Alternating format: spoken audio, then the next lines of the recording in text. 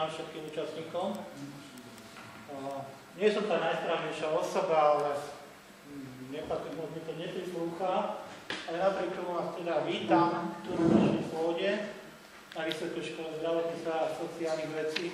No nie som ani rektor, ani vicerektor, ale požiadali ma, aby sa pozreli ich menom, takže vás vítam tu na tejto pôde.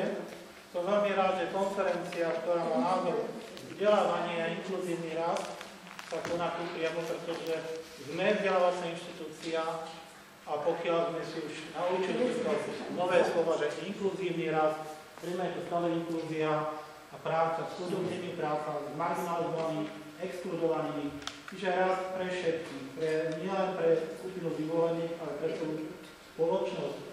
Všimli ste si určite takisto základ, tak je finančná gramotnosť a sociálna práca. My sociálnu prácu máme priamo v názve.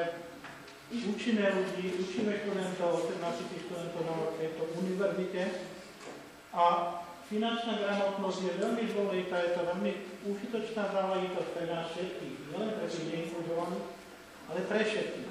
Pretože takisto máme problémy, ako narábať našimi prostriedkami, financiami. A mnohí ľudia sa takýmto spôsobom, či už z nezamestnanosti alebo z iných príčin, stávajú chudobnými a majú problémy. Ale podotýkame, že väčšinová populácia má problémy investovania prostriedkov. Finančná gramotnosť je veľmi dôležitá. Teraz paralelne podobná konferencia v Prahe, čiže je to užitočné.